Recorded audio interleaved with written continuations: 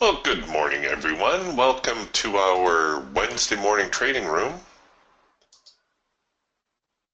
Hang on here a moment. We'll get the screen share going on and we'll be off and running. Kind of a quiet open this morning. No gaps or anything to deal with. Yesterday, the market seesawed a little bit during the morning.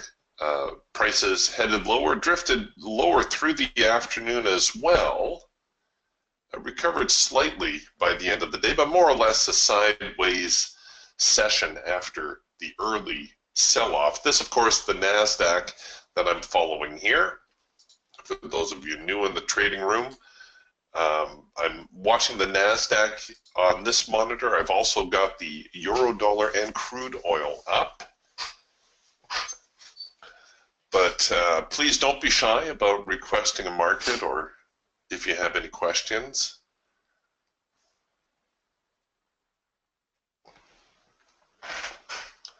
So I'm going to give them a few minutes here to settle in.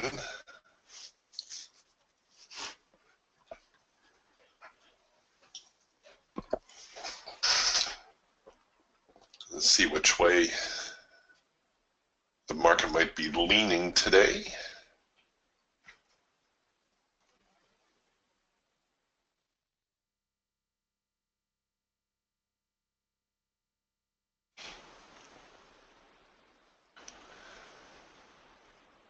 A little bit of a bullish push. We have a first micro-macro cross right here on the hawk scalper, and it looks like that rallied up enough to at least find its high probability profit target, which for scalping purposes would be $50 per contract.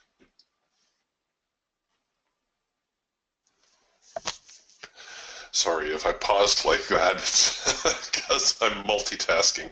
I don't multitask well, as my wife will tell you.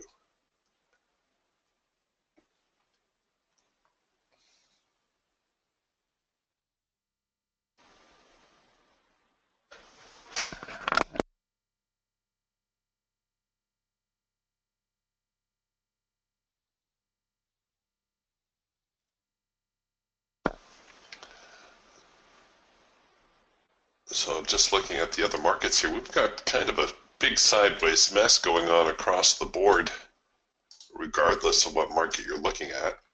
And I do believe, as far as reports go, I think we've got an FOMC announcement today, do we not? Yes, we do.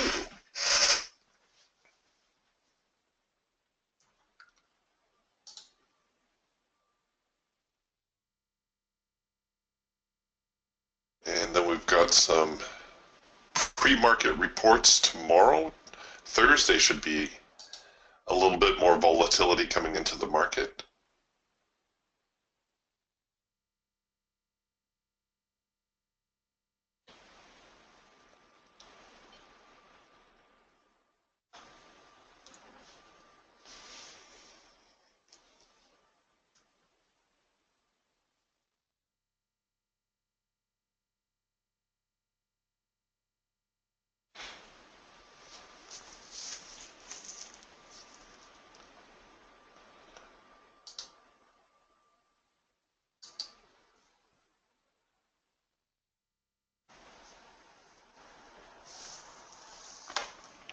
All right, so we've got a couple of things going on here. Here on the Raptor, we just posted a counter trend signal. That's our number 2 signal. The only problem is we don't really have a trend preceding it. So is it worth taking? Well, it's still early, right? We could see the market press hard one way or the other here. So I will give it a go. And I think I'm going to try to run this out a little bit, maybe go a couple of zones on my profit objective, expand my break even slightly.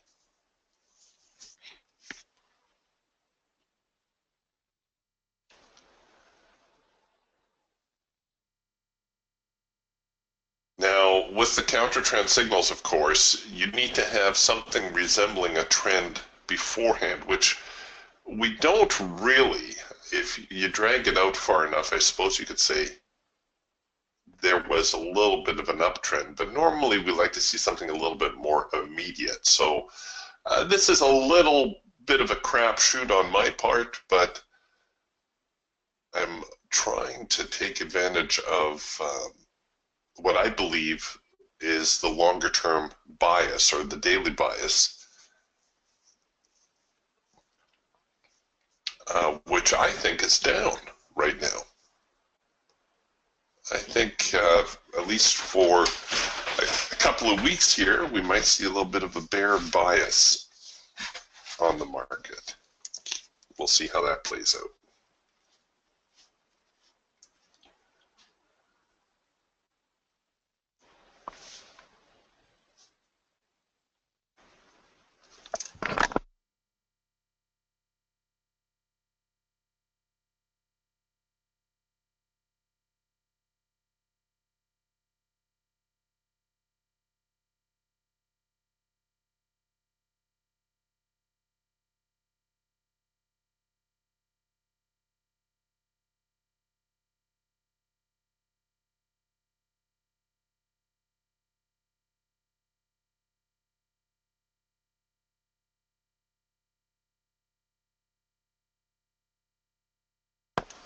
Okay, so we're looking at a test to the extreme right now.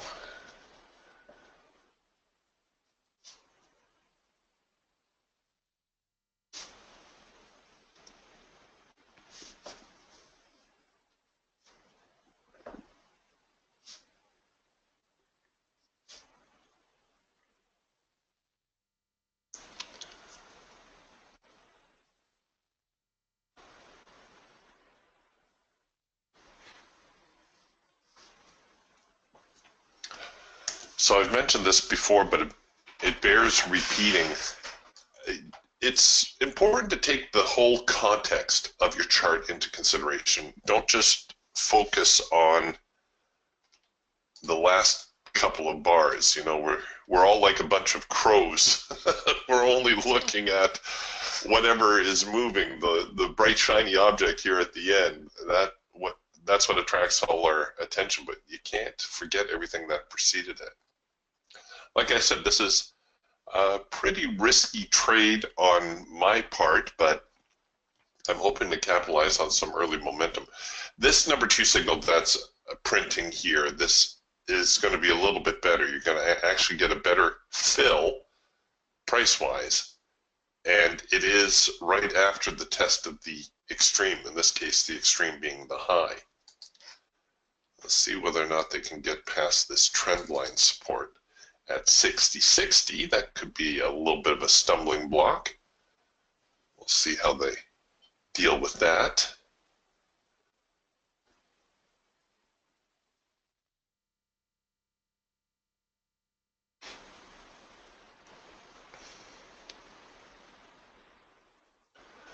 So now the number 2 signal, the second number 2 signal, also giving you a second push opportunity.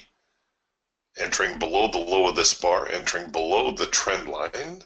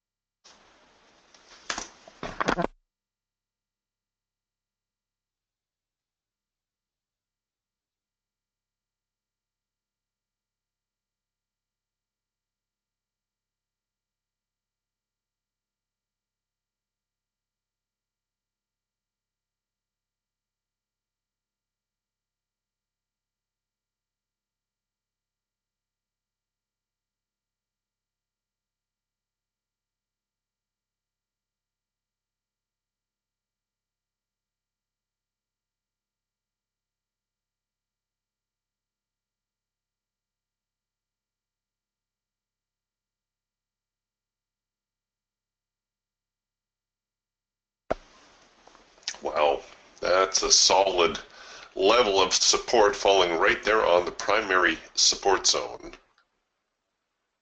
60-60, technically 60-59 3/4, but 60-60 is close enough.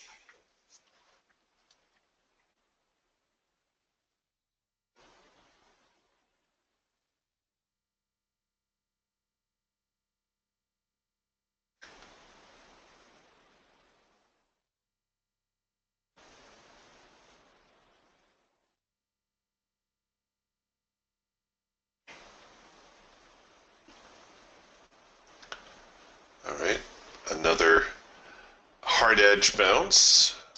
That would actually give us two hard edge bounces here. This would qualify as a double pullback. That's not encouraging for my position here. But I'll try to hold my stops just a little bit longer. Again, the sideways nature of the market. My early trade, I'm trying to not strangle the trade, not trip myself up before it actually has a chance to do something.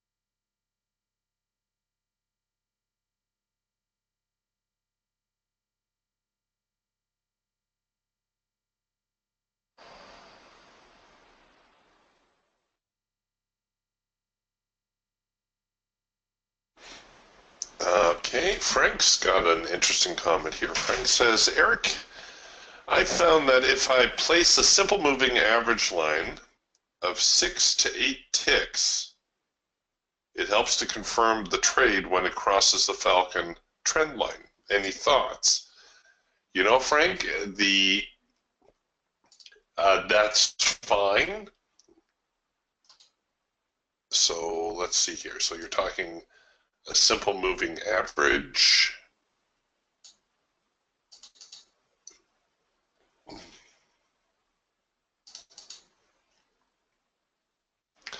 And you're talking a period of 6 to 8 ticks. So let's throw an 8 tick on there.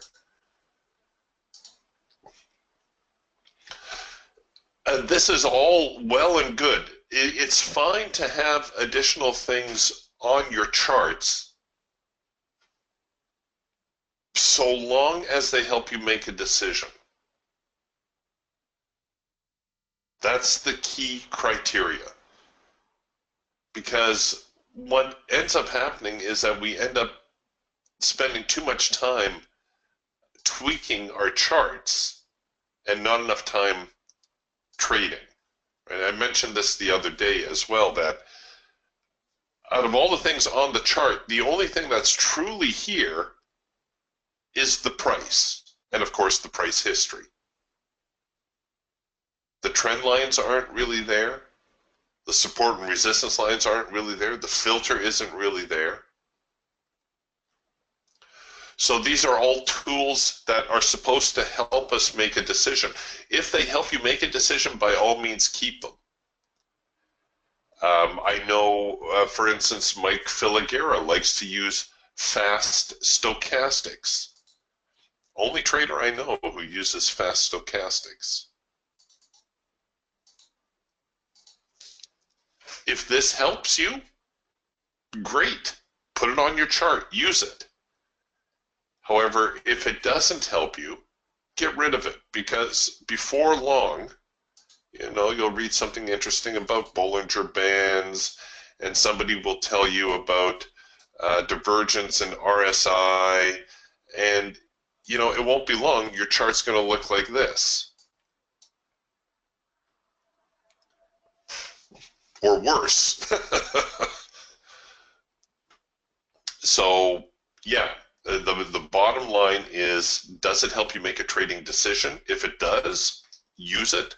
If it doesn't, get rid of it because you don't need it.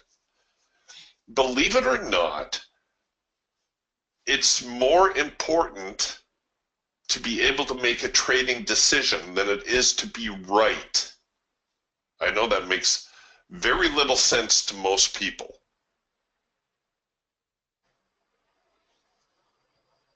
It's more important to be able to make a trading decision than it is to be right.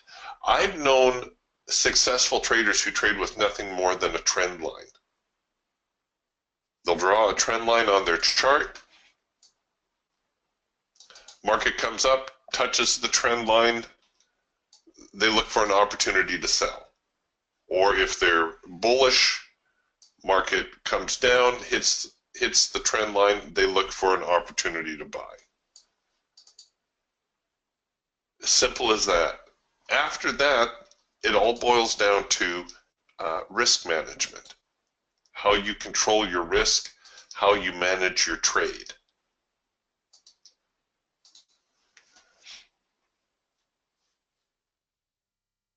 Yeah, Frank says, assuming all other indicators are in agreement. And like I say, Frank, it's perfectly fine so long as it helps you make a trading decision.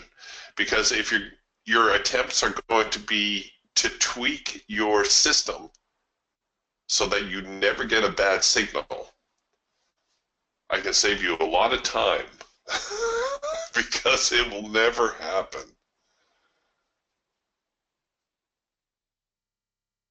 That's why we need to protect ourselves money-wise, why we need to control our risk with that amount right there.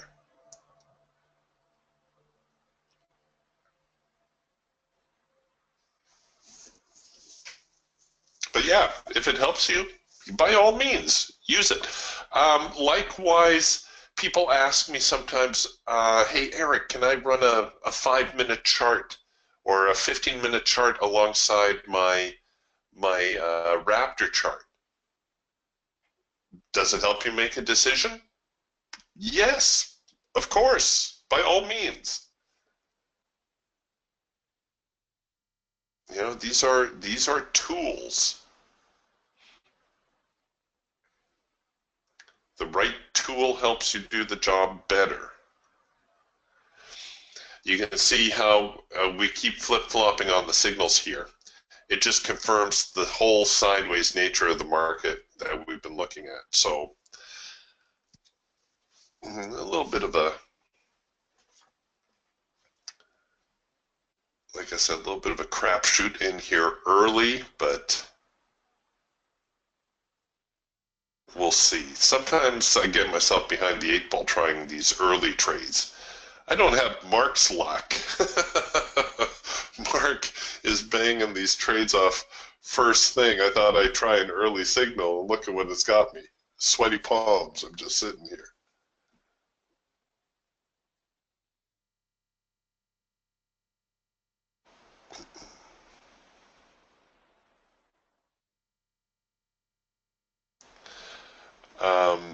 Yeah, Vincent.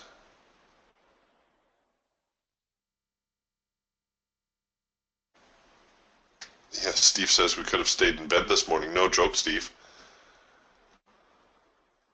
Especially for those of us here on the West Coast where it's still darn early.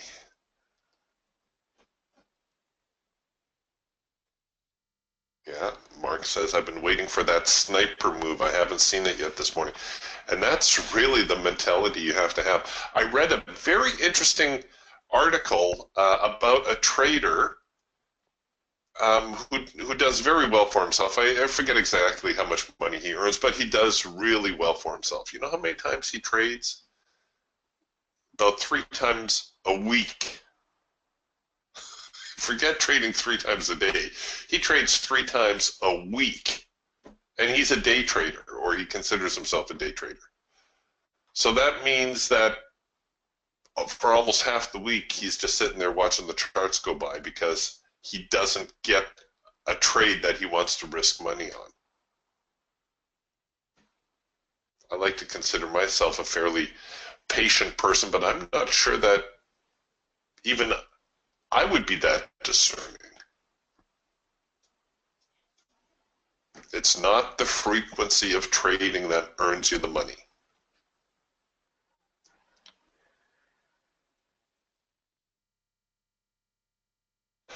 Vincent asking, is the Raptor firing a lot of bad signals? Well, yes and no.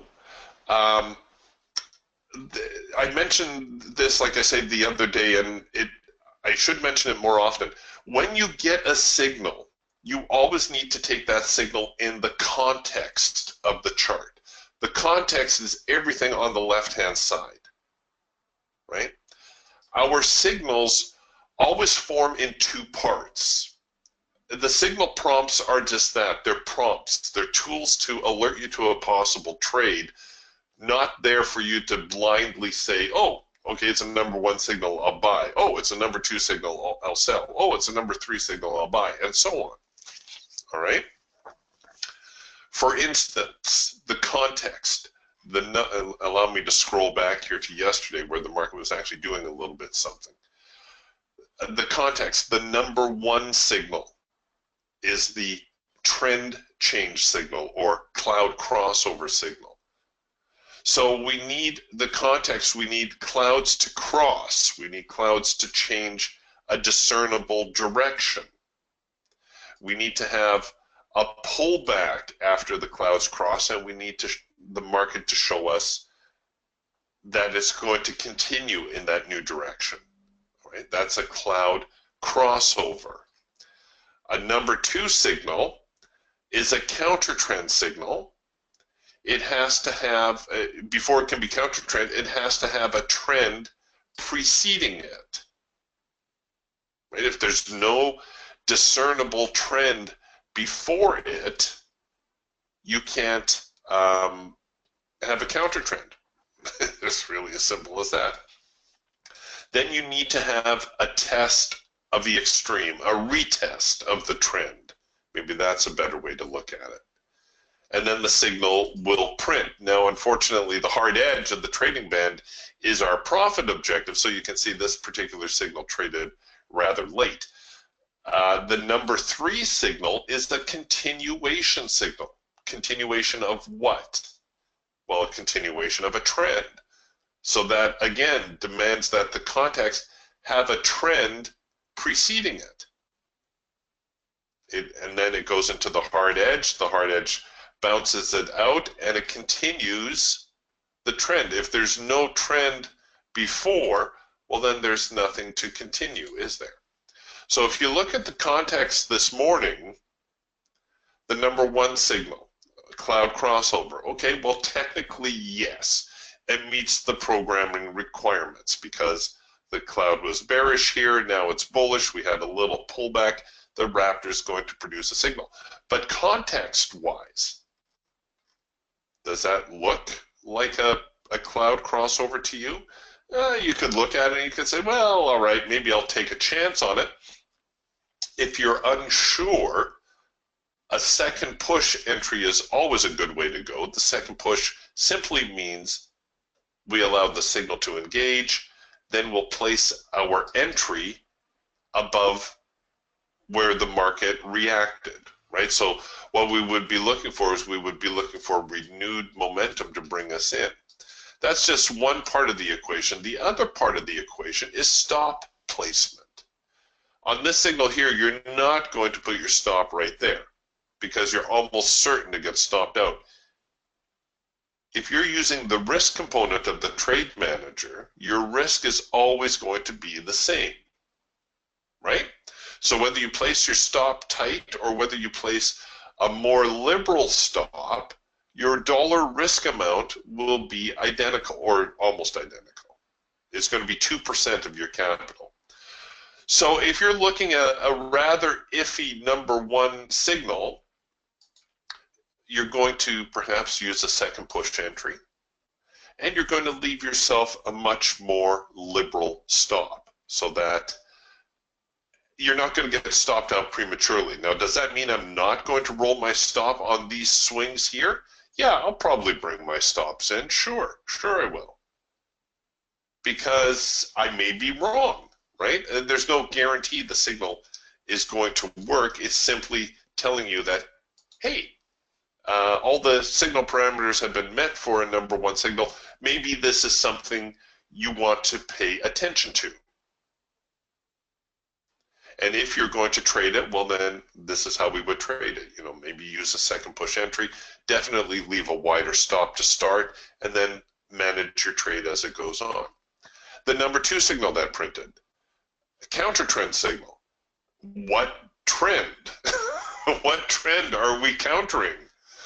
This is an uptrend? No, I don't think so. So yes, technically it's a number two signal.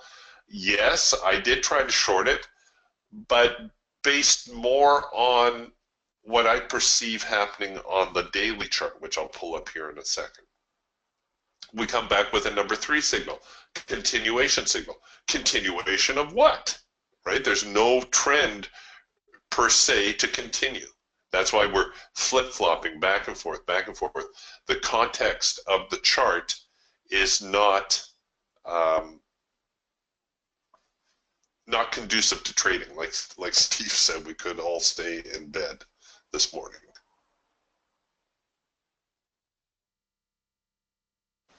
Yeah, Scott says, I've been told that about certain news days, market goes too choppy, FOMC minutes are one. Definitely. This tells me that the market is very indecisive.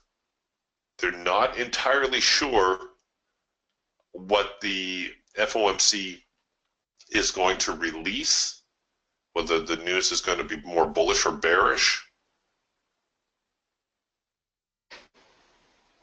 And as a result, the market's going to be drifting a little bit here. We'll see a slight move lower, slight move higher, but yeah, they're really wondering what's going on.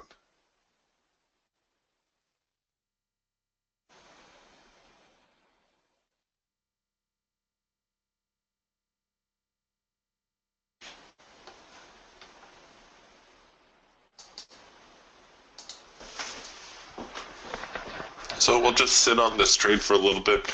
I might get lucky. It's one of these 50-50 scenarios where, sure, I took a chance, I sold.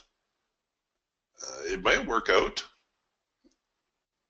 Maybe I shouldn't be so aggressive with my profit objective.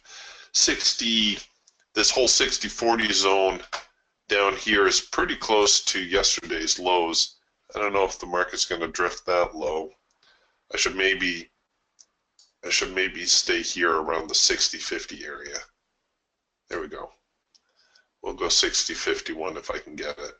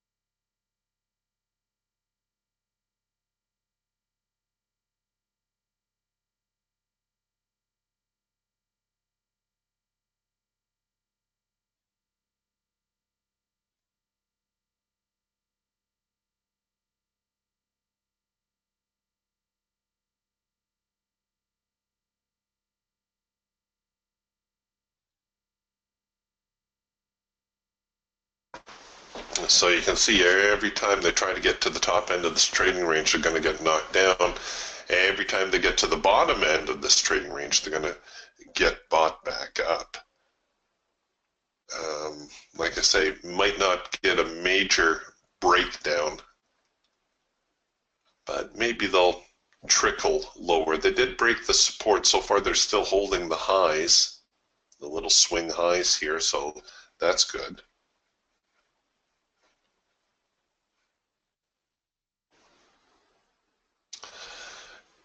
Yeah, Paul says, don't buy or sell the gold bars. Yeah, I pay more attention to that in the in the Hawk than I do in the Raptor. I will forgive the yellow bars, the gold bars sometimes in the Raptor. The only signal that I will consider off of yellow bars in the Hawk is the 4-arrow consolidation. That's the only one I'll consider. So when you get this consolidation pattern, you get 1, 2, 3, 4 signals. The market tends to move on that fourth signal. It's essentially a bear flag or bull flag, depending which way the market's moving. But yeah, something like this, traders have an expression for this. They call it barbed wire.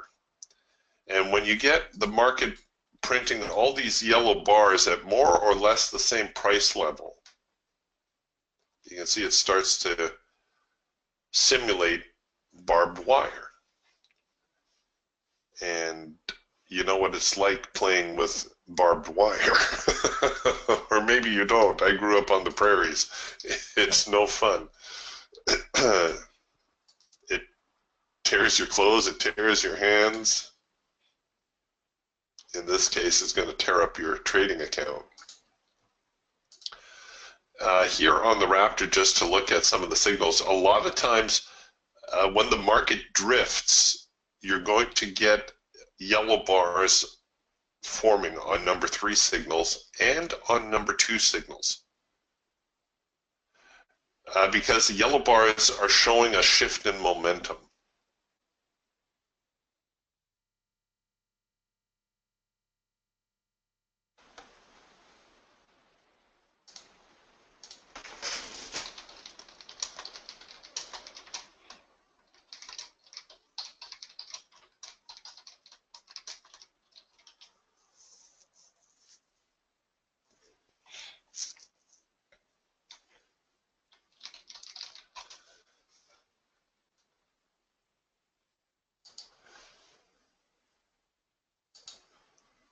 All right, so, well, see, now they're trying to break the top end.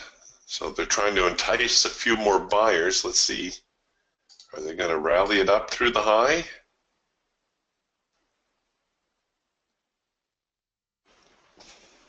They probably will. They'll probably just trade up here to 60.70 and then try to knock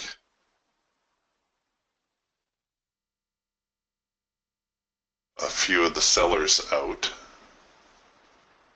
aka me.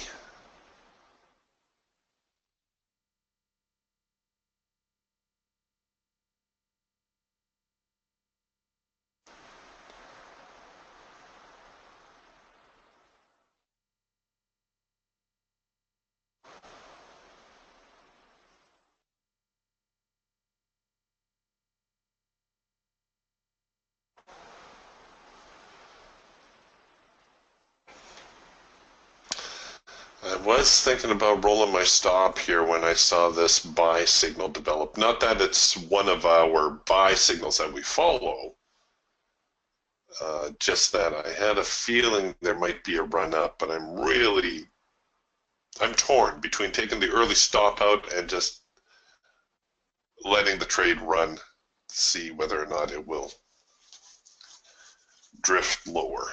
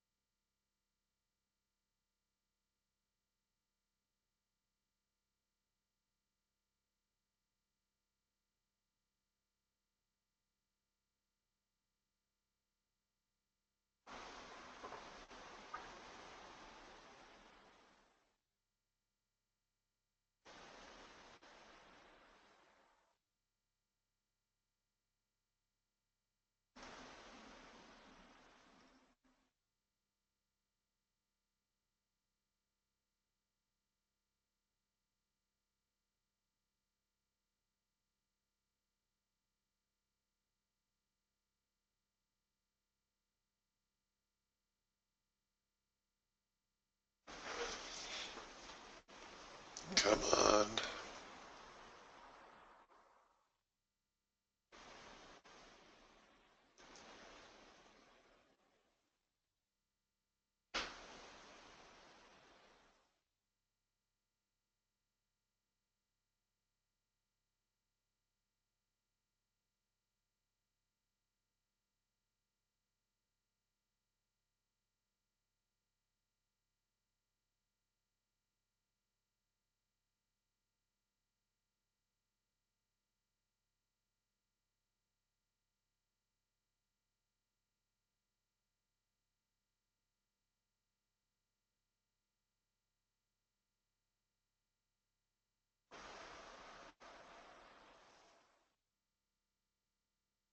I think we're going to see maybe a bit more of a bullish push here.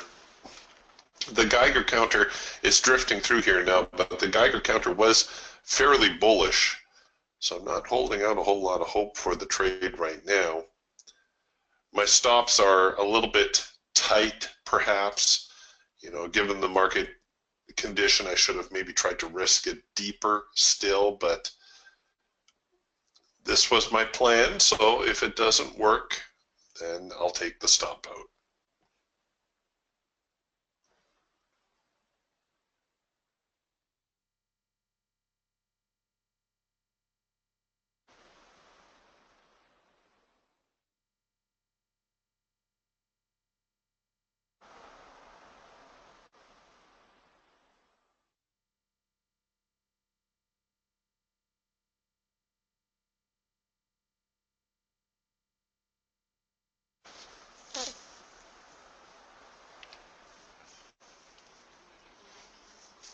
Yeah, I had a feeling. I had a feeling after the last rejection here.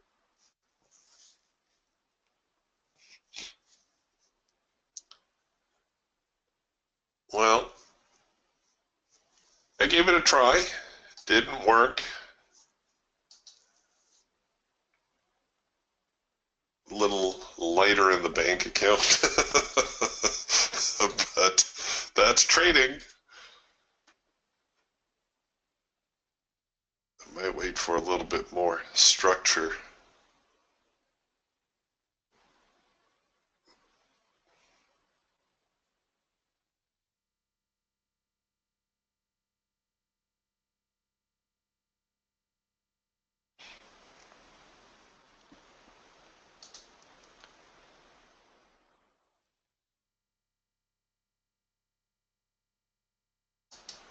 So you're probably wondering about this crossover buy. Well, it's the same thing. Technically, yes, it is a valid signal. I think the market might try to rally from here a little bit. A second push opportunity on the signal is available. But once again, it's the context, right? So if you're looking at the trade, sure, I might enter here.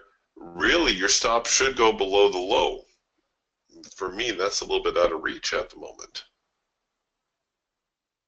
So I can, I can take it off the high, try risking it maybe to the hard edge.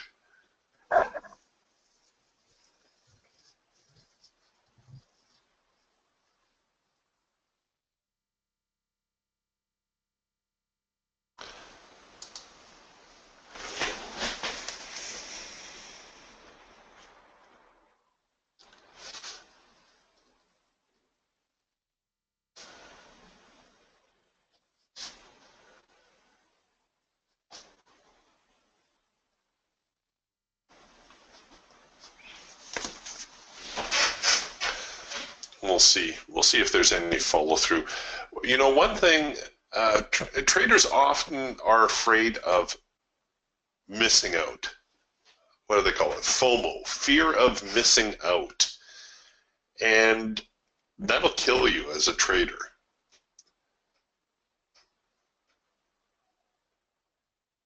You don't need to be. Hold on a second here. I said I was going to build a chart.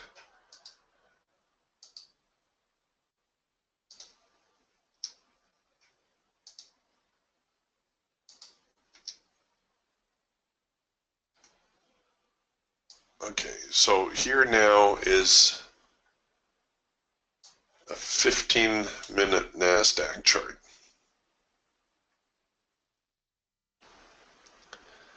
Oh, let me change to the data series here. We're not interested in the overnight.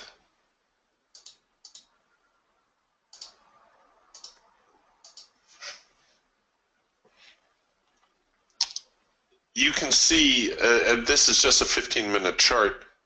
Oh, one more thing, throw the daybreak on.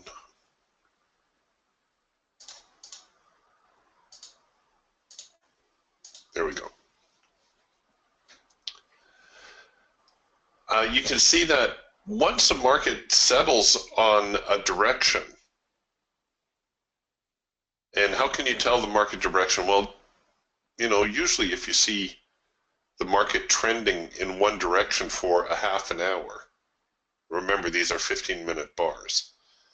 We've had a strong uptrend here for 30 minutes or even an hour if you want to consider the trend starting here. There's a pretty good chance the market's going to try to continue higher from there. So once you see that, once you recognize that, oh, wait a minute, maybe we're in an uptrend today. Look at all this time that you had to buy through here. You had a good 45 minutes, almost another hour and a half to buy into the market before the next rally up. Likewise here, if you looked at that big rally out of the open, you may have said, maybe the market's going to be kind of bullish today. And yes, prices retraced and things may have been a little dicey, but you still had another nice little half-hour rally through there, and then another half-hour, 45 minutes to make up your mind whether you wanted to buy before the next leg up. There's always opportunities, I guess is what I'm trying to say. So even if you happen to miss a big move, like yesterday, you know, the market almost in free fall, boom, boom, boom, boom, an hour going down. Well, you still had a half an hour or so, 45 minutes, to make up your mind about shorting. You don't need to sell up here to make money. It's okay to sell around here somewhere. You can still make money. Remember, it's not the frequency. It's correct capitalization, right? So when we get a handle on which way the market might be going, then we can load up. We can add more positions. So you don't need to be looking at your chart and saying, oh, you know, is the market going up? Is it going down? Rather, you want to look at your chart and you want to say, oh, it looks like the market's going up today. I will look for a chance to buy. Or it looks like the market's going down today. I'll look for a chance to sell. It's much easier that way. I think so anyway.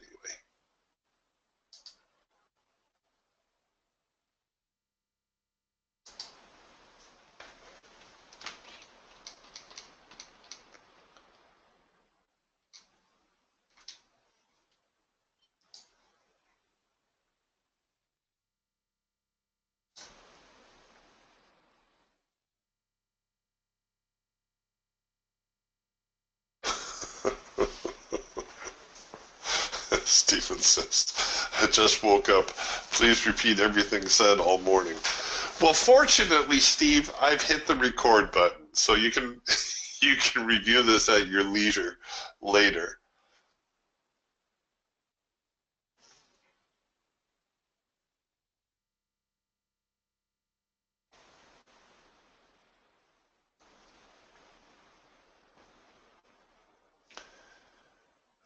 We'll hang with it for a little bit longer, but I almost think we're going to close up shop here a little bit early. If nothing's going to happen the first hour,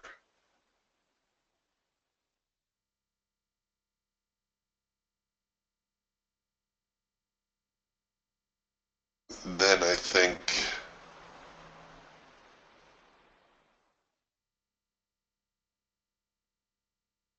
it may just continue to drift until the minutes come out in the afternoon. I love the suggestion. Steven says, next year will we have a meeting in Las Vegas? I'm game. I'll run it past Adam. See if he wants to organize anything.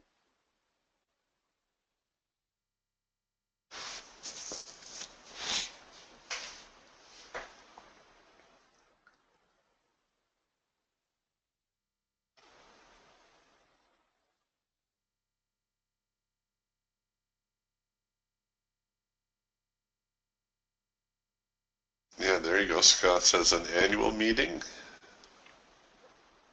It could be the first of an annual meeting.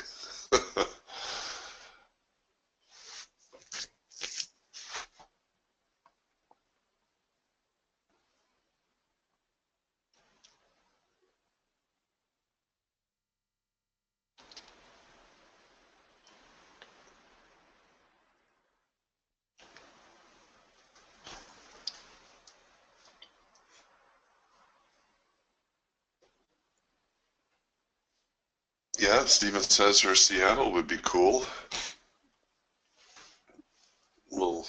We won't do Seattle in the winter. Spring is nice. And it's a short boat ride for me. Adam would say come down to Texas, but Houston is blown away right now, so I won't go there. There's so many nice places to go, you know. But Vegas is always a fun spot, no question.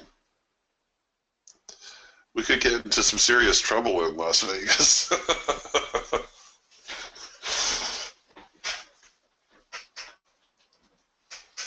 Bring bail money.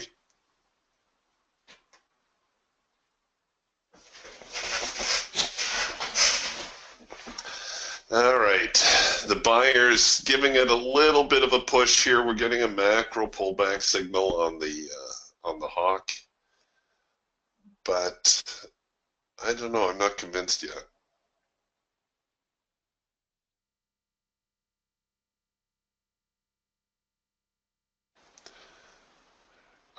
Yes. Okay. Good question here from Steve. Steve says, "Is the macro pullback valid if the micro is red?" Yes.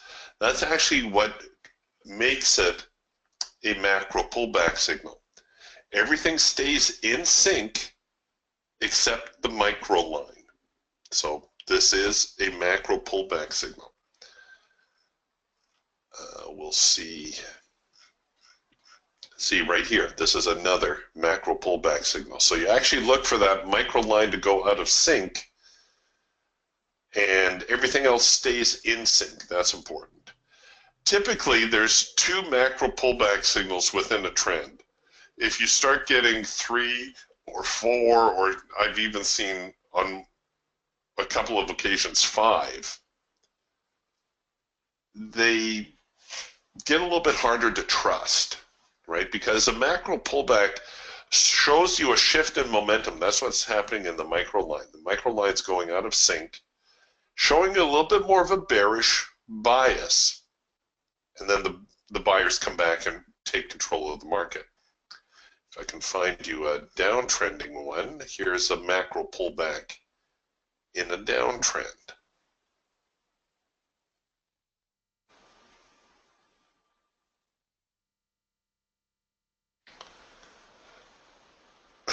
Yeah, Frank says we won't go see any Western concerts in Vegas. No, I know. That's tragic.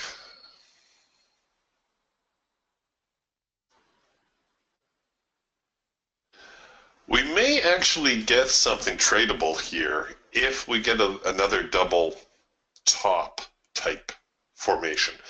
A test of the extreme, the market signaling with a counter trend signal, that might be worth trying, because what we're looking at now is we're looking at a market that's made a bullish attempt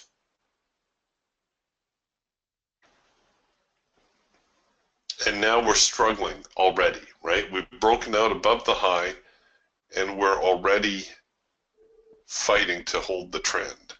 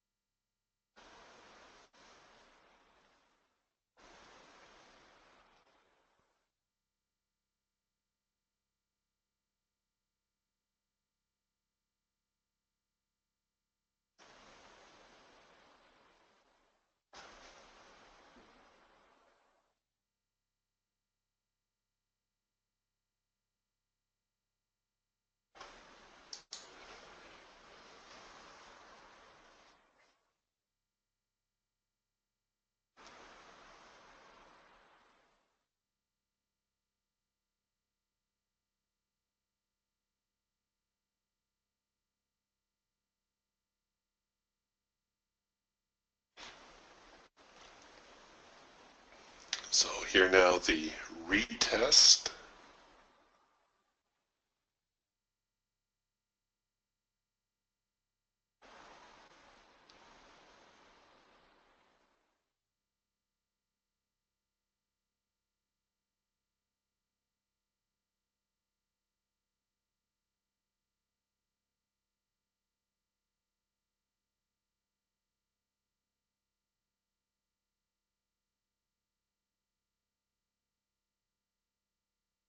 That's pretty strong. There's some buying going on here.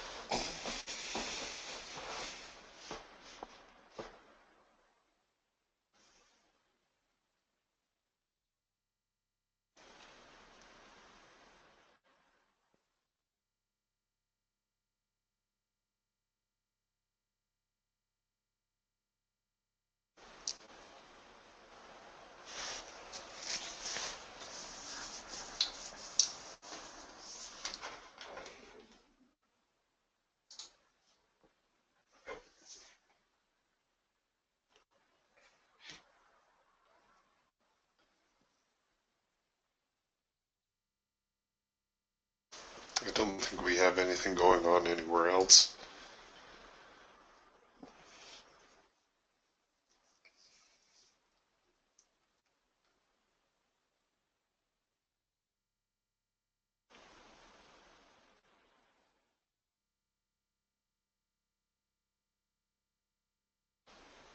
Yeah, a little bit of a bull push. So first micro, macro cross, macro pullback, trend change signal here on the Falcon, and a late filter entry.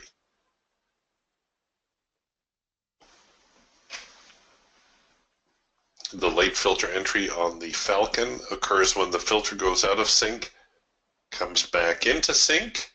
Trend line, however, never changes color, and we print a signal. So Falcon,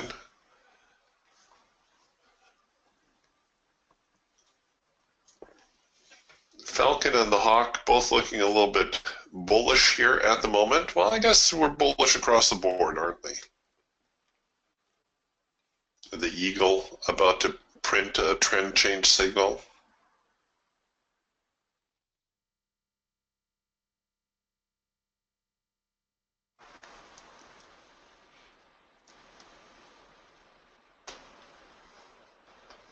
So it looks like the buyers might give it a little go after all. Oh, there they go. Nice little uptick.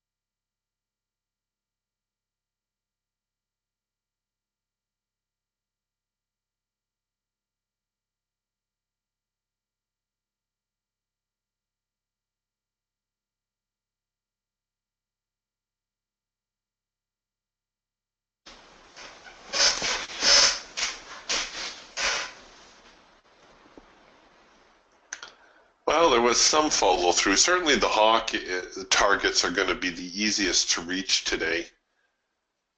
Everything else is going to be a little bit more of a struggle, I think.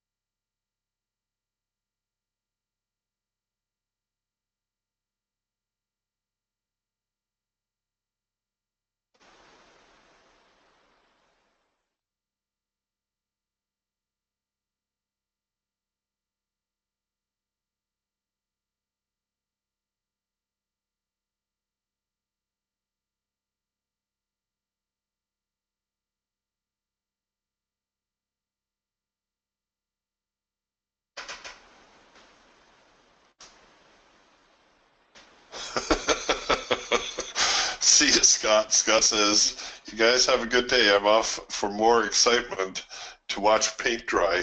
I think that's my to-do today as well. I've got some painting to do around the house here.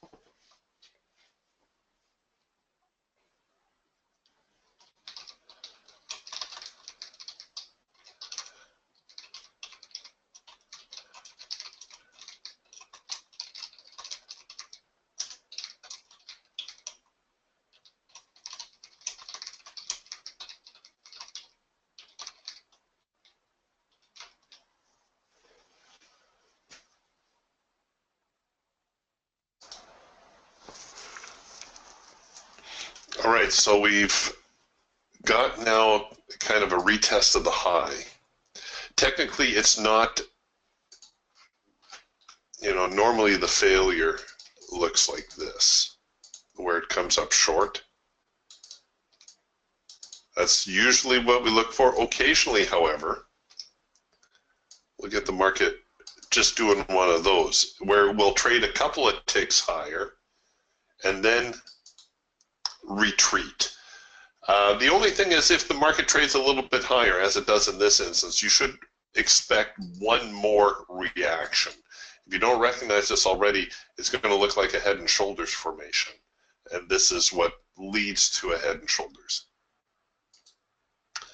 But I could be a little bit more bearish again.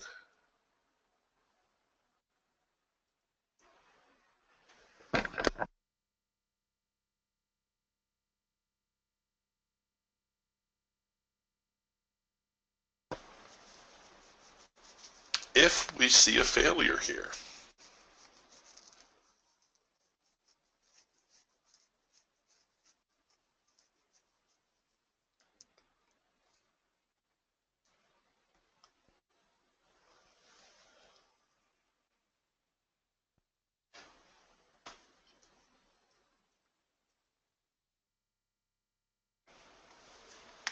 Okay, maybe not.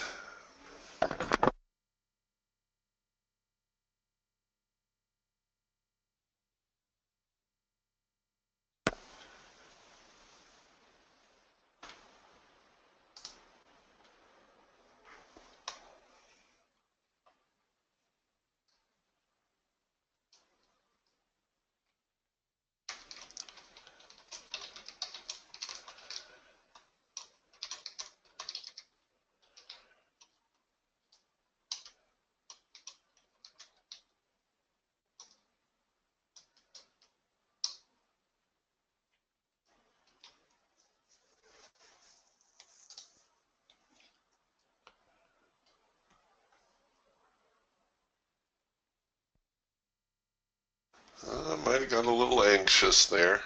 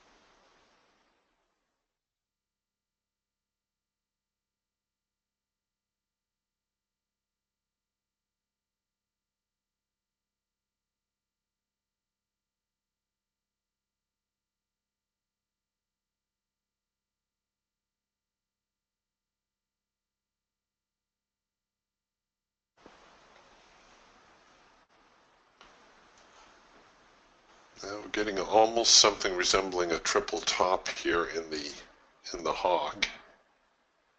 And honestly, I'm not trying to read something into this. That's a danger as well, as you'll find if you find yourself only reading the charts one way, like if you're constantly bullish or constantly bearish, sometimes you need to step back.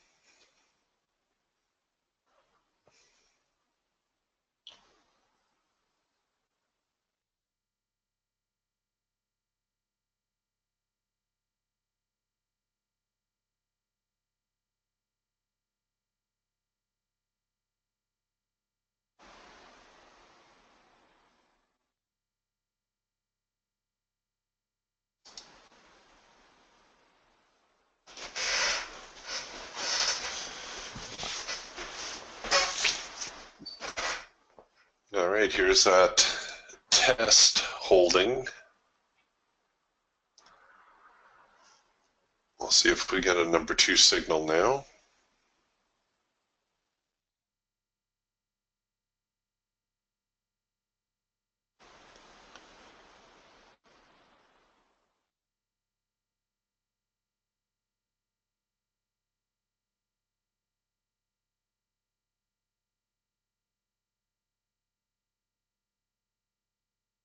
Come on.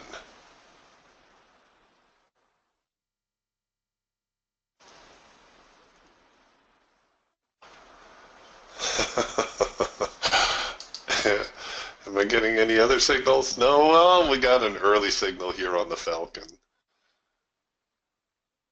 Oh, good. We're almost out of swing mode. We're going to be moving into scalp mode soon. So if you didn't think things were slow and choppy already, they're about to be.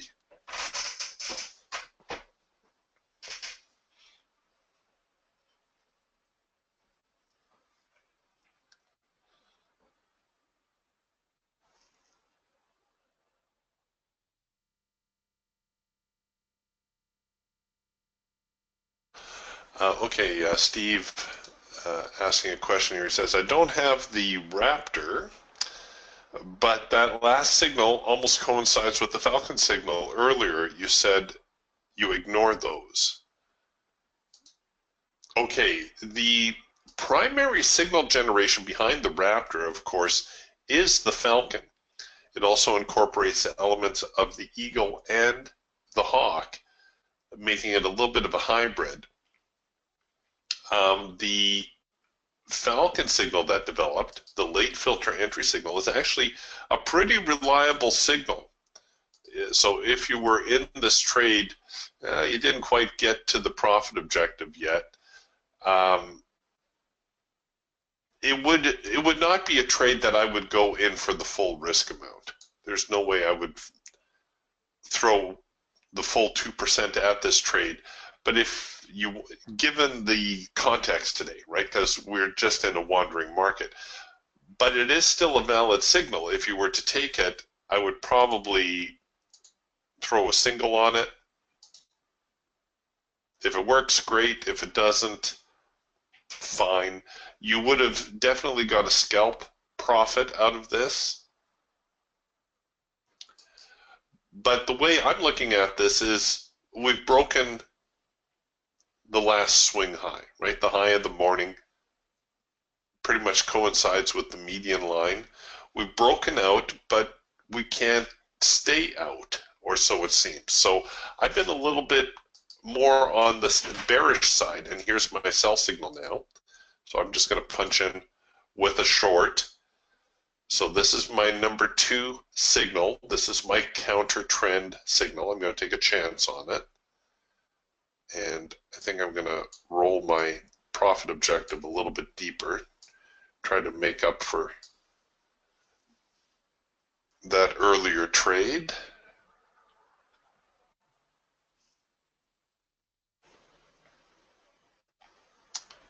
But here on the Raptor, it doesn't really coincide with any of our signals. No, that's true. But that was my concern about buying that late filter entry. It's not that it isn't a valid signal. The market may still rally from here. It may still go up higher, but like I said, given the context today, I don't think I would have gone in for the full 2%. Throw a onesie on it, fine. Take a scalp profit, sure.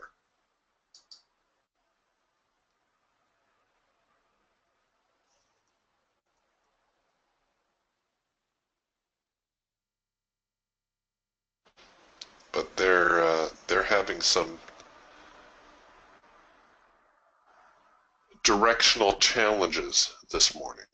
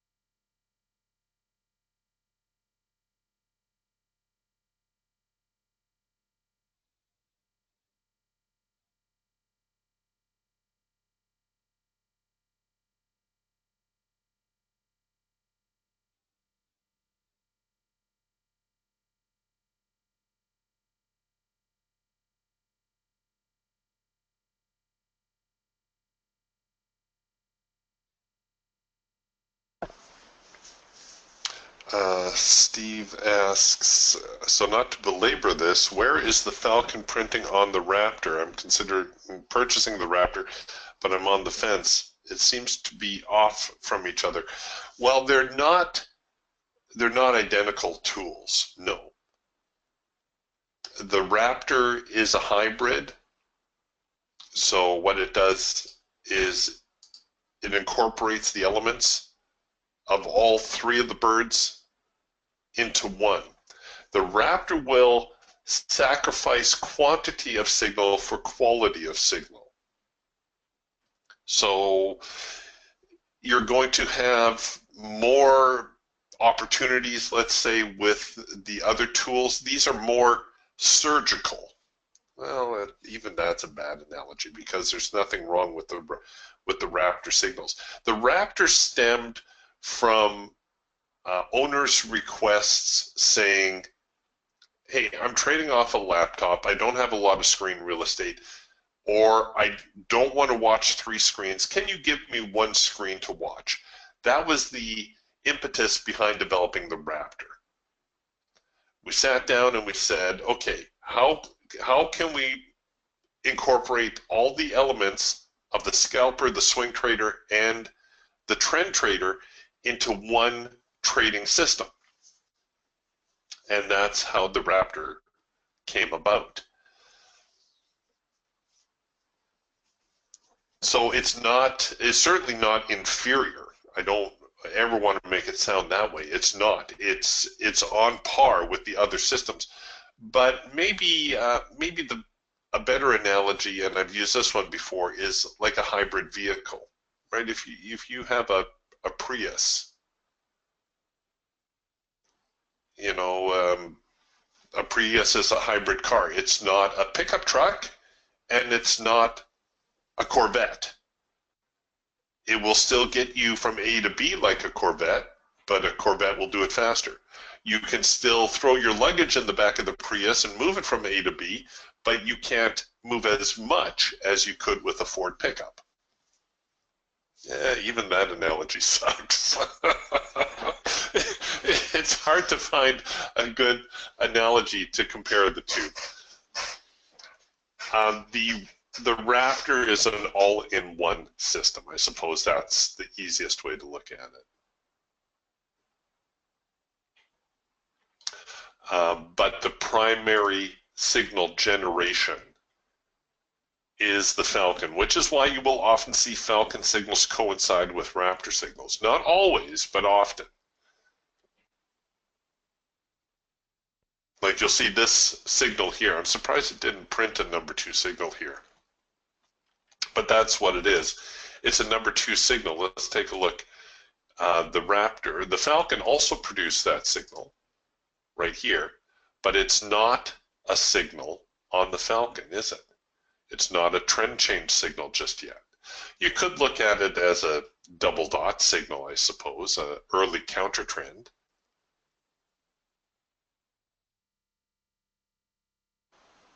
But you will get some signal overlap,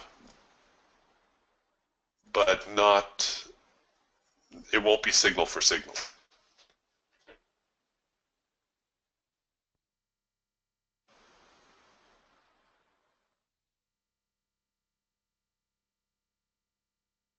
Well done, Mark. Mark says, made a whole $130 on 2 cars off that Falcon trend change signal. I had a feeling you might have taken that one. It gave me hope when the late filter popped up too, but then pulled back. Finally punched out before it turned negative. Some profit is better than nothing. And yes, it certainly is. So well done, Mark. 130 bucks. Yeah, it'll pay the hydro bill, the electric bill.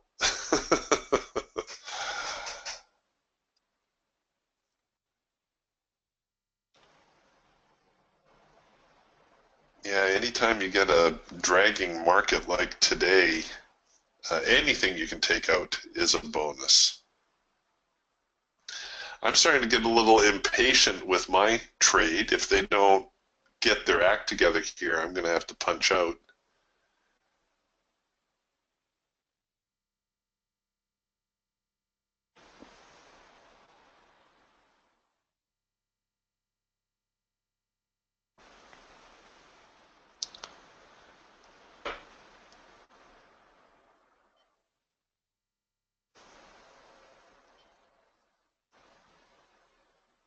All right, well, we're getting a little bit of a downward push. You can see here on the Geiger counter, fair amount of selling going through. Still, the buyers seem to absorb it, but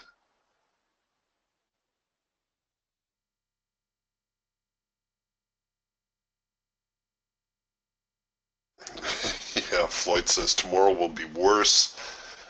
Fed speakers and the crude inventory report. Yeah, it may actually loosen up. It certainly will this afternoon. Watch out for the when the report is released. That's 11 a.m. Pacific and 2 p.m. Eastern. The market's going to have some giddy up go after that. But I'm not sure which way it's going to lean.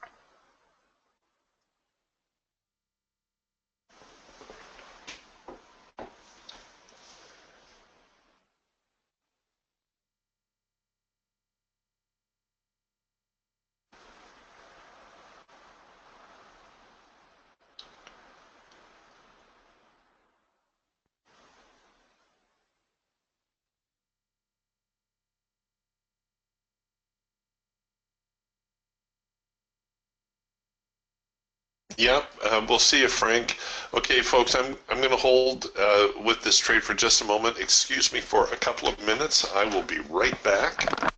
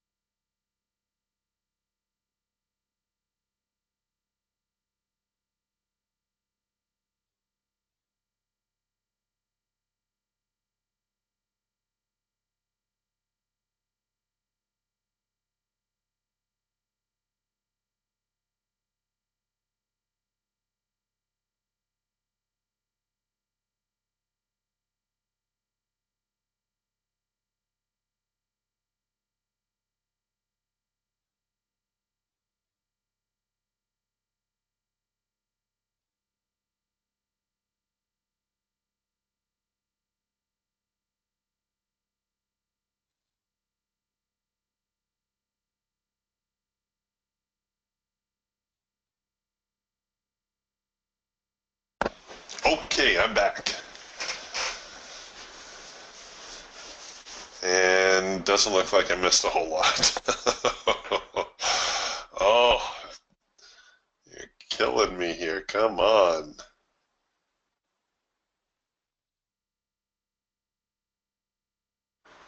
I guess it's too much to ask for any sort of follow-through.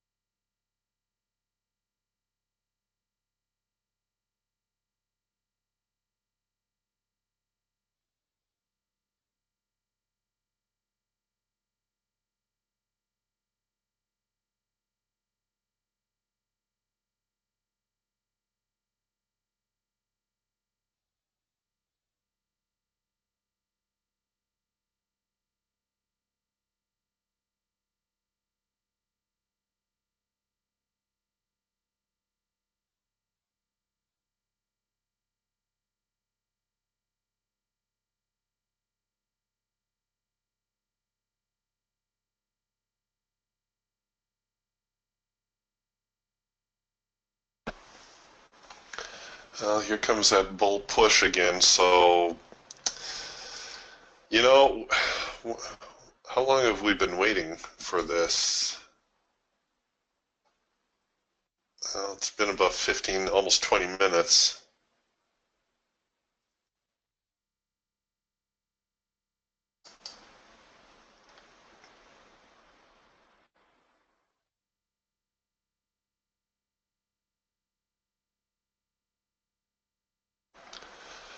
Well, the market's just too slow. I think we're going to close down the room here for the morning. If you are short as well, I'm going to try to get this trade down here to a break-even position and then just call it a day.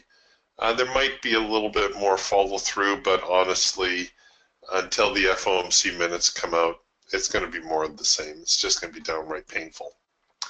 All right, gang, we'll see you tomorrow. Hopefully things will loosen up a little bit then. Bye for now.